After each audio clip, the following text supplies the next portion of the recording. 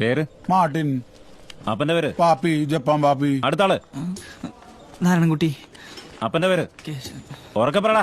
കേശവൻ. ഭീവർ ശൂന്യാളാ.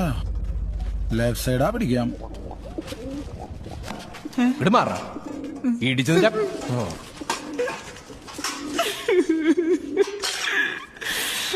ഡഗടിയേ. നീ എന്തിനടക്ക അറിയണേ? ഹാപ്പി ആയിട്ടിരിക്കടാ.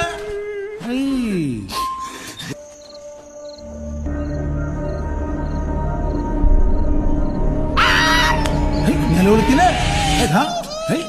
മനുഷ്യനെ പേടിപ്പിക്കില്ലടാ. നിന്റെ കണ്ണിപ്പൊ പുറത്തിയാടൂലോ. നീ കാലത്ത് മുതൽ കരയണതാണല്ലോ. എന്താ നിന്റെ പ്രശ്നം? എന്നിട്ട് നിന്റെ പേര് നീ എങ്ങനെ ഉള്ളിലായേ? എന്റെ പേര് നാരായണൻകുട്ടി. ഈഞ്ച കൊണ്ട് പേരാണല്ലോ. ഇനി നീ ആ സ്റ്റോറിയാ പറഞ്ഞേ. ആ, എനിക്ക് ടൗണിലൊരു ഷോപ്പ് ഉണ്ട്, ആ, ഇലക്ട്രോണിക് ഷോപ്പ്.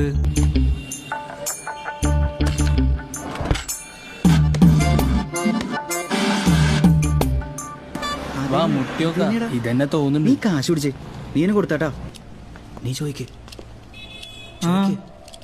ചേട്ടാ, ഇവിടെ ക്യാമറ ഒക്കെ പിടിപ്പിച്ചിരുന്ന സ്ഥലം? അതെ. ഇതെല്ലായിടത്തും വെക്കാൻ പറ്റുമോ? പിന്നെ ഇത് പാനൽ വെക്കാം, വാച്ചിൽ വെക്കാം, കുടുക്കില്ലേ അതിൽ വെക്കാം, എവിടെ വേണേലും വെക്കാം.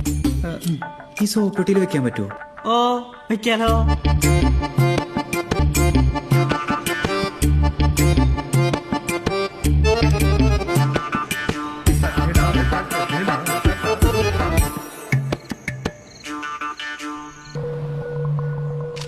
ഇതേ റെസ്റ്റോറന്റിലെ റൂം ക്ലീനേഴ്സായ രാജീവ് സിജോയുമാണ് ഇപ്പോൾ ഒളിക്യാമറ വിവാദവുമായി ബന്ധപ്പെട്ട അറസ്റ്റിലായിരിക്കുന്നത്. ബാത്റൂമിൽ സോപ്പ് വീട്ടിക്ക് അകത്താണ് അവർ ക്യാമറ സ്ഥാപിച്ചിരുന്നത്.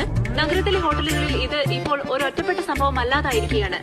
ഇത്തരം ഒളിക്യാമറ വിവാദങ്ങൾ ഏറി വരുന്ന സാഹചര്യത്തിൽ ഇതിനു പിന്നിൽ വൻ മാഫിയ തന്നെയുണ്ടെന്നാണ് മനസ്സിലാക്കാൻ കഴിയുന്നത്. അതിപ്പോ അവനുണ്ടാക്കിയെന്ന് അവരെങ്ങനെ അറിഞ്ഞേ?